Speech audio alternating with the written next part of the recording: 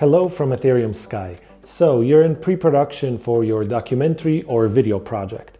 You should already have your A-Roll questions list done, and if you don't, I suggest you check out my other video on how to get that done first. From here on, let's dive right into the script.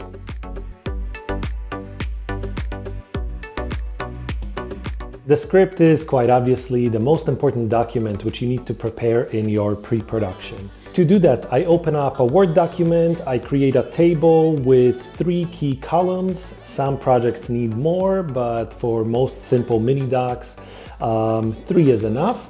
And from there on now, your first column is your story column. To populate that, you're essentially looking back at your interview questions and building the story based on your questions.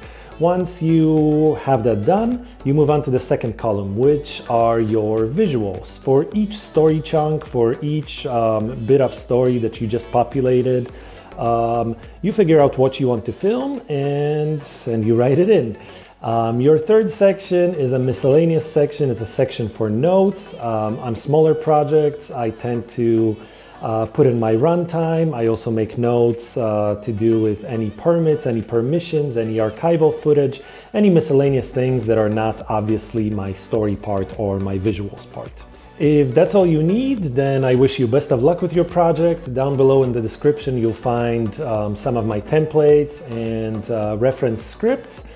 But if you have just a few more minutes, please stick with me because I'm about to delve much deeper into the topic and offer you a lot more useful advice as well as some really cool tips on getting through this process.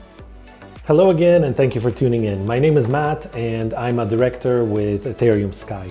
Having been trained and with my early work being mostly narrative film, when I first started doing client work, most of which has been documentary and video, I found myself struggling with pre-production. I found that it was quite different than fiction film. However, by now, after more than 15 years of experience, more than 200 such video and media projects behind my belt, I've developed my own process, my own pre-production documents, which work well for me. Of course, every director has their own style, every producer might do it a little bit differently.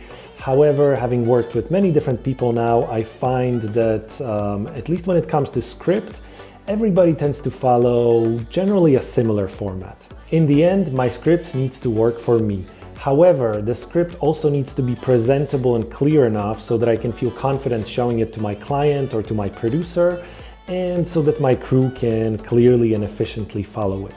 For the purpose of this video tutorial, I will make available to you my pre-production paperwork, including obviously the script, for a recent NBC mini-doc shoot I did about the whimsical Republic of Molossia. You will find that in the description below, and this project was quite simplistic, so naturally the script and my paperwork is also quite simple, but it should be just simple enough where, especially if you're a beginner, you should be able to clearly follow it and see where my project started, and then once you see the final video, you can see where it ended, how it came out, how it turned out.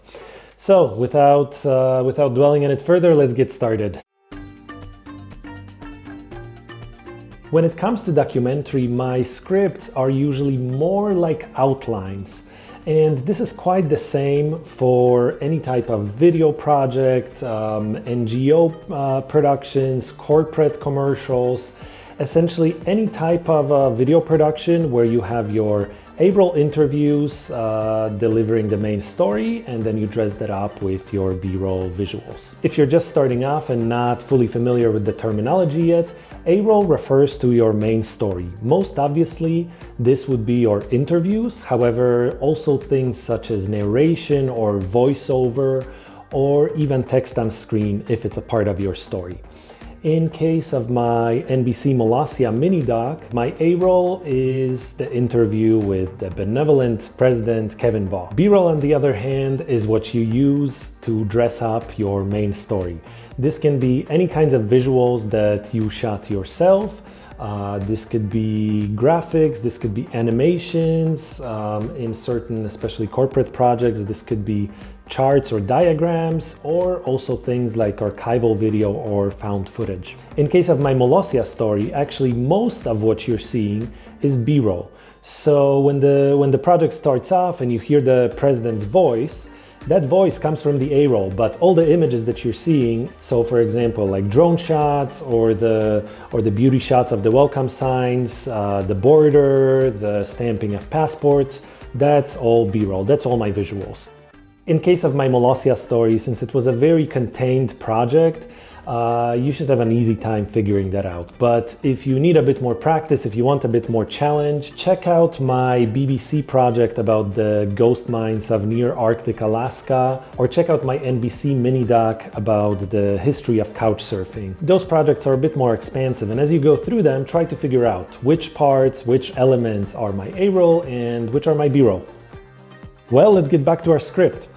So to get started, you can either open up my script template or simply open up a Word document file, create a table and divide it into 3 key columns. Let's focus on the first column. This is our A-roll column or our story column. We're going to fill that in, and to do that, I want you to open up your interview questions list. You should already have it. If not, go back to my first video. For the purpose of your script, we want to organize your story in story order, which is in the order in which you want your final end product to play out.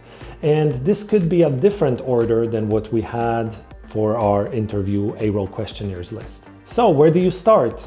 Which piece of story do you want to open with? What note do you want to close the story on? This will vary greatly from project to project, but here are some things to consider. Who is your target audience? What's the distribution channel for your project? What about the project format and your producer's needs? And what about your own creative and storytelling style? If you're targeting an audience which has no existing interest in your story, it becomes very important, especially in modern day of social media, to hook people literally in the first few seconds. If you don't do that, your audience might not make it through the first minute. However, if you're working on a project which is going to be used internally, it's going to be screened to a company's employees, then these kinds of marketing gimmicks might not carry that much importance.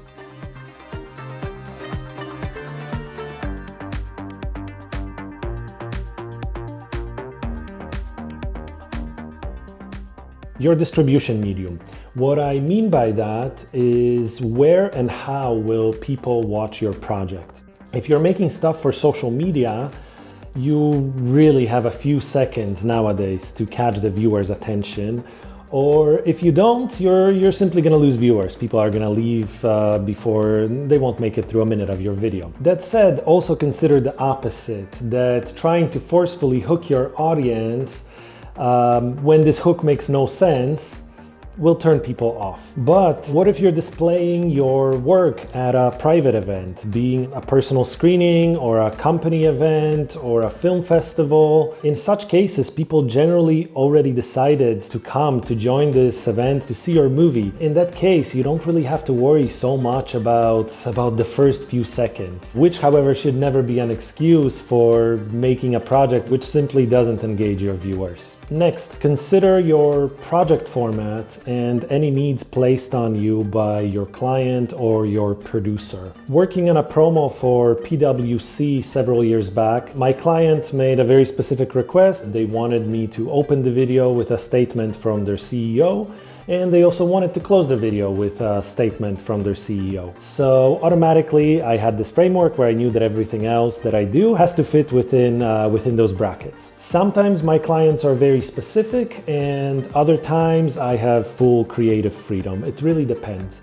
But if you want an example, have a look at 2 of my projects. Compare my NBC mini doc on Molossia, and then have a look at my mini doc which I shot for Insider Inc. about the world's most expensive cheese produced in Serbia. While both are mini docs, they follow a very different structure. For Molossia, I put effort into building personal connection between my speaker and my viewer. However, Insider Inc. producers usually want to emphasize facts over personal feelings. As such, on this project, I made use of narrations and animation to set up story facts in a more journalistic way. Every client has their own needs, and I need to be able to adapt. This work starts very much right here in my script. Finally, consider your own creative and storytelling style. Where do you want to start? Where do you want to finish? Do you want to wow the audience from the very first moment? Or do you want to take your time to build a sense of mystery? Do you want to pull them in and set them up for some great reveal to come later on? Do you want to mislead them, or do you want to state your facts right up front and make everything perfectly clear? These are simply fun, creative choices which you get to make on every project. So now that you had something to think about, you can go through your A-Roll questions and simply fill in the story section of your script. As I do that, I tend to break down my story into smaller sequences. As you'll see in my Molossia script, I know that I need to open with a catchy bit that really quickly establishes what my story is about.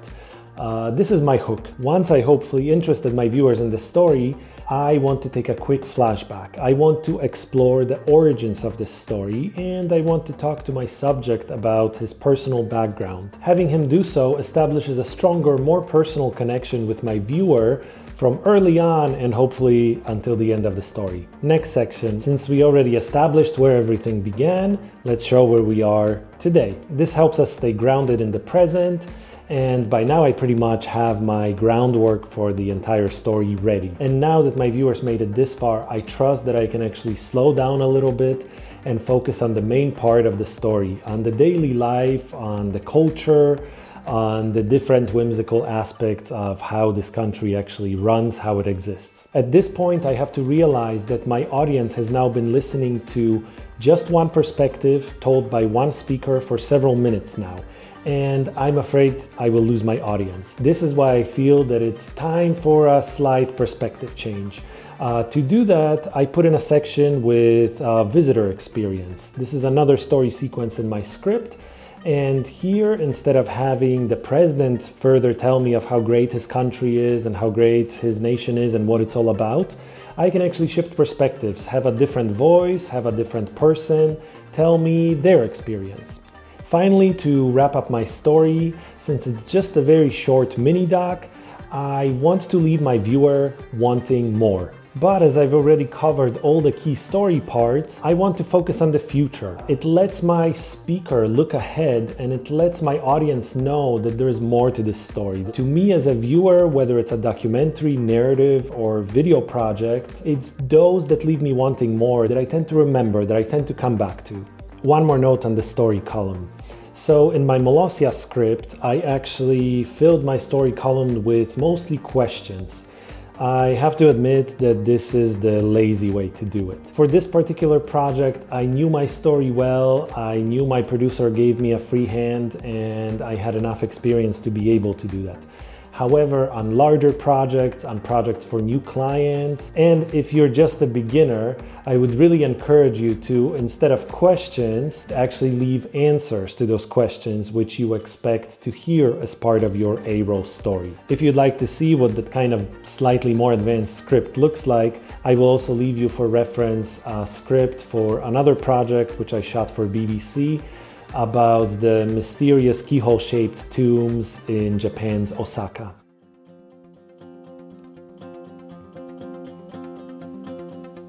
By now you should have your A-Roll story section all complete. Let's jump right into the B-roll or the visuals. If you've done your pre-pro research, if you've already talked to your story subjects and your contacts, you should already have a fair idea of what locations you'll be filming in, what kind of activities you'll be capturing, and more or less you should know what material you'll be able to film and to show. So using that, you want to go through your script, and for each chunk or for each sequence in your story, you want to figure out what visuals you want to show. Here are some points of consideration to help you figure this out. First, think of all the activities you'll be filming and try to divide them into smaller sub-activities. Then figure out where in your story might be the best place for each of those chunks. Do you want to reveal or do you want to conceal? And when do you want to do each of those? Decide whether in addition to your own material, you will still want to use additional B-roll such as animations, such as graphics or archival materials. and decide what is your key image for each individual sequence within your story. Let's talk about splitting your activities into smaller chunks. In case of Molossia, I knew I'd be filming a tour of the country. Now that could be considered my big visual sequence, but as part of this tour I knew that I would be visiting a bank, I knew I would be seeing the space program, I knew I'd be seeing the interaction between the president and the tourists at the border. So all of this became smaller chunks of my B-roll. I knew that at a point in the story when I will be discussing economics, this might be a good place to show shots of the tourists visiting the National Bank. I knew that, for example, the space program could be something useful to use towards the end when I discuss the future.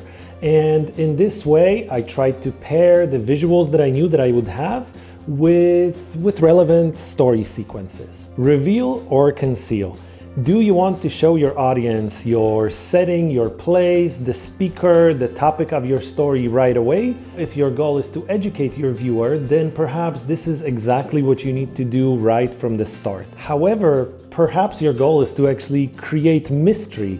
And if so, then perhaps you might want to leave your viewer wondering for a while where exactly you are, who exactly is speaking, where this story is headed, and instead of establishing clear facts, perhaps you might want to just offer suggestion or just want to offer glimpses of where this bigger story is actually headed. These are not mutually exclusive, and it's actually up to you as a director, as a creative, to figure out when you want your visuals to tease, when you want to conceal information, and where you want to have your great reveal. Since I come from a creative, narrative, cinematic film background, it can be quite crushing to me when I have to face too many restrictions from clients or from networks, when I simply have to do a project that at least at the surface is really not that creative. But this is exactly where I get to be creative, so definitely think about that when planning your shots. On some projects you might really struggle to capture enough visuals, especially if your story is quite contained and has a longer runtime. This was a real issue on my NBC production on the history of Couchsurfing. Couchsurfing was a unique service that for the past 20 years allowed people from all around the world to travel and to come together for free in ways that had never been possible before. My project was not just a travel story. This was a story that largely focused on a concept. And a concept is something that's quite difficult to visually portray. As such, simply using beautiful travel video, okay, I could do that for 10 to 20 seconds, but that just wasn't enough for a 15-minute mini doc. I could use stock shots or my own shots of people hugging, of people greeting, of people talking, kissing, whatever, but I can do that for another 10-15 seconds before it starts getting redundant and before it starts getting boring. To make this project work, I had to source a lot of existing footage from many of my interviewees. I had to find fitting stock footage, but even that was not enough. So in the end, I had to design, build, and create animations to tie the entire story together. I still think and wish I could have done more with this Couchsurfing project. However, with the budget limitations, with the deadlines, I am nonetheless very proud of how I've been able to tie it all together when I started off with essentially nothing. Here's one idea. If there's some part of your B-roll which you yourself are not able to film because perhaps it's the right season or because it's an event that happens once every 15 years and it just happened last week, talk to your interviewees, talk to your contacts, talk to the community that you will be filming with, and see if anybody might be able to share some footage with you. It always tends to be a little bit disappointing when you get some material and it's really shaky, it's poorly shot, it's blurry, whatever. However, for what it's worth, in modern day times, post-COVID, everybody's using cheap quality cell phone videos, even on national TV. This has become more accepted and it's something that you can use to your advantage. If you absolutely cannot source something from your contacts, you can have a look at online stock video libraries. Frankly, for me, this is a very last resort for the simple reason that stock video looks like stock video. Whenever I have the choice, I want my projects to have a personal edge. I want them to feel down to earth. I want a relatable connection to real people, and it can be difficult to accomplish that with stock video.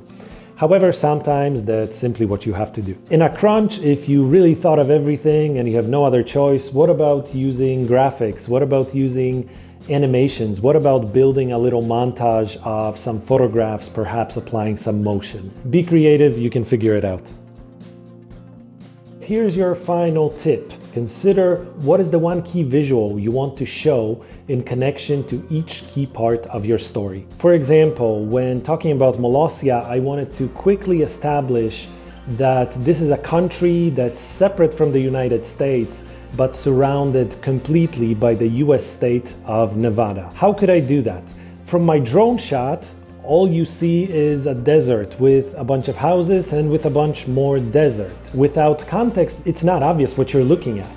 However, I figured, okay, this is where I need to insert my central image. My central image is the border marker that clearly states here we are in US and here we are in Molossia. This was my central image. That was my starting point for this part, for the introduction of Molossia, and I got to build the rest of my visuals around it. Later on, talking about the president's personal backstory, I found it important to show his past, to show something from the past of his nation. For this, I really wanted to include an archival shot, something like a speech, something like a historic moment from his country. Knowing what key image you want to show for each key part of your story will help you ensure enough variety in your story, will help you engage the viewer, and most importantly, by doing that, you're not only telling the story through your A-Roll interview, but in fact, you're also telling the story through the visuals that you're presenting your viewer with. By now, you should have the A-Roll and B-Roll sections of your script complete. That's awesome. Bear with me just a bit longer, we're almost done. So the final section are our notes. You'll see in my script for Molossia that there really isn't much there except for my estimated expected run times. That's because this was a rather simplistic project and I simply had no needs for any other notes. Still, the runtime can be important, especially if you're commissioned to make a project of a certain specific length. There are some additional things I might include in this notes section on some other more complex projects, and those might be things such as comments for my producers or my collaborators. They could be translation notes if working with foreign languages, as I often do. It could be schedule reminders, such as needing to film a specific thing at a specific time.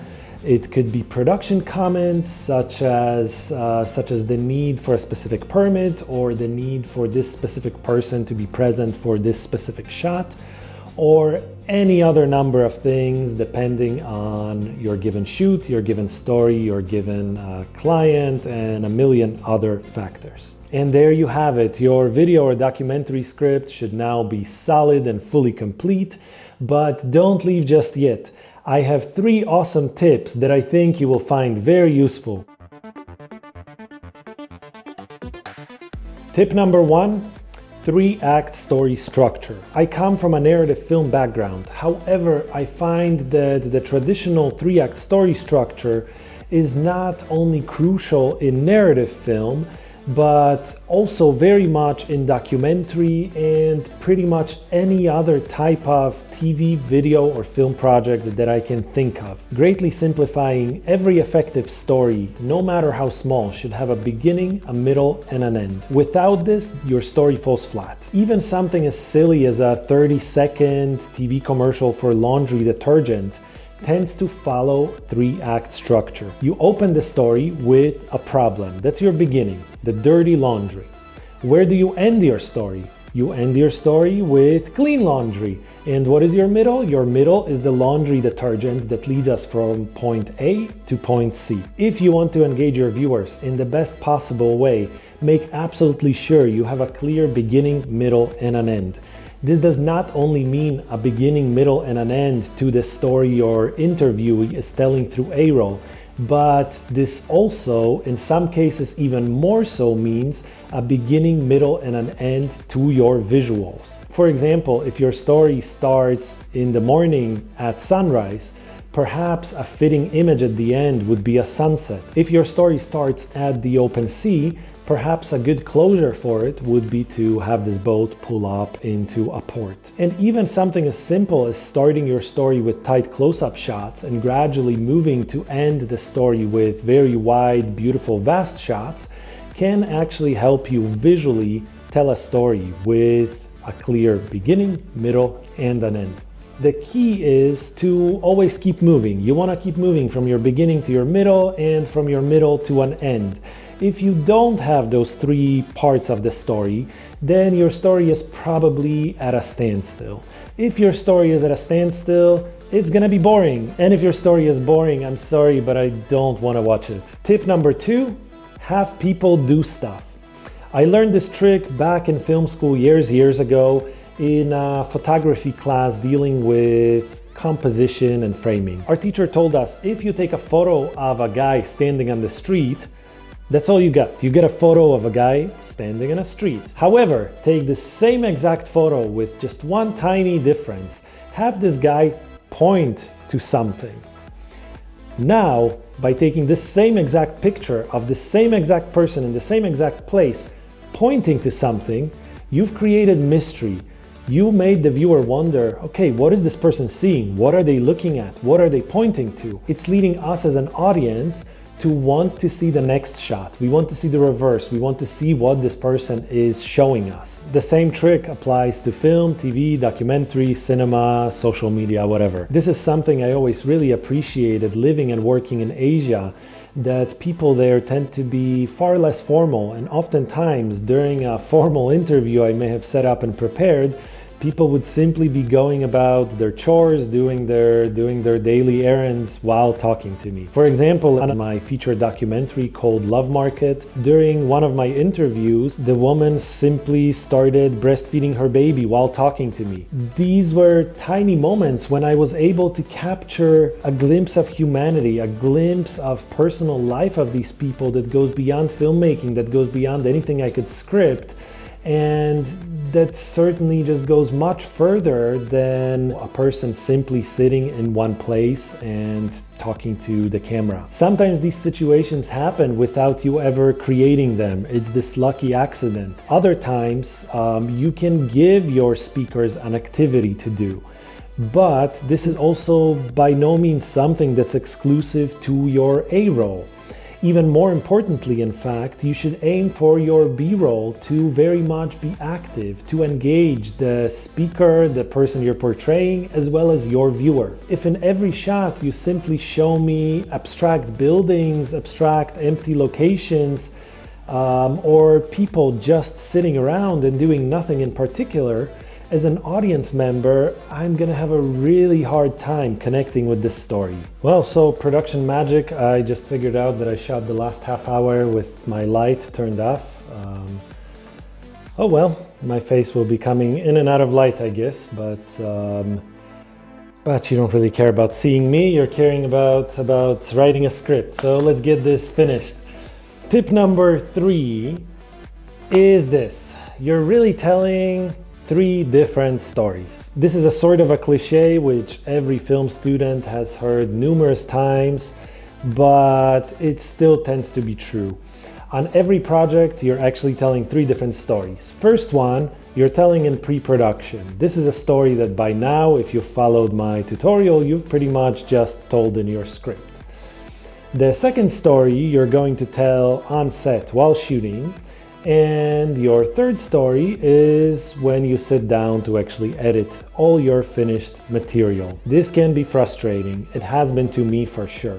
I used to think that it was as a result of my own shortcomings, of not being able to deliver very much the project I set out to create up front. But what I learned is that that's just the very natural part of the process. And in fact, you're not telling 3 different stories.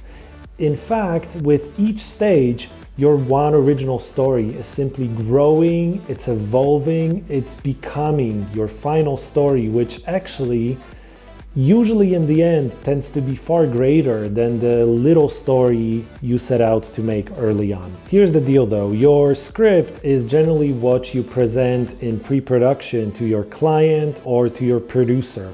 If a few weeks later you deliver a final product and it's nothing like the script which you set off to make, you're gonna have to get ready for a pretty difficult discussion. However, I can say that in my more than 16 years of production experience by now, this has never happened a single time. As long as you've been thorough with your research, your story development, and your pre-production, every client, producer, network, audience member, if they see that what you deliver is in fact richer, grander, better than what the expectation was early on, they will in fact seek out to watch more of your stories. And we're done. I hope you found this information helpful. And if you did, please comment below and tell me about your project. Tell me about what worked for you. Also, if you followed my videos on documentary pre-production, you should already have your A-Roll interview questions. Now you should already have your script, but there is one more document that you will need to prepare. That's your shotlist and schedule. There is another video I have for you where I guide you through that process. Before you go, have a look in the description again. I am leaving for you my templates for all the pre-production paperwork. I'm leaving for you the references to reference scripts, reference outlines, reference production paperwork for all the projects that I mentioned in this video. And I'm also leaving for you links to these final projects so you can actually compare where it all started and what it all looked like once it was finished.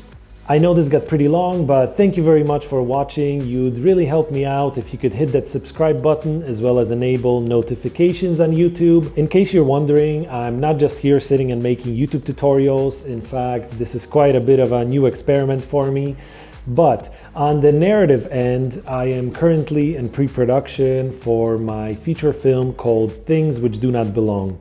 This is a story of a young artist who comes back to his hometown that he never really knew and finds a Soviet-era submarine mysteriously sticking out of his swimming pool. The project is still in its very early stages, and as part of my fundraising process, I'm also planning to release a comic book series, a board game, and build a live event, all happening within the story of my film. On the documentary end, in just 2 weeks, I'm headed up to Minnesota in the US for another project for NBC. This one will focus on a colorful young woman who opened her fox rescue. She's rescuing foxes from fur farms as well as from abusive background. And I'm gonna go up there, hang out with some foxes, hang out with their team, hear their story, and put together another little mini doc for you guys. To learn more about these and other projects, browse through my YouTube, and as always, check out ethereumsky.com. Thanks a lot, till next time.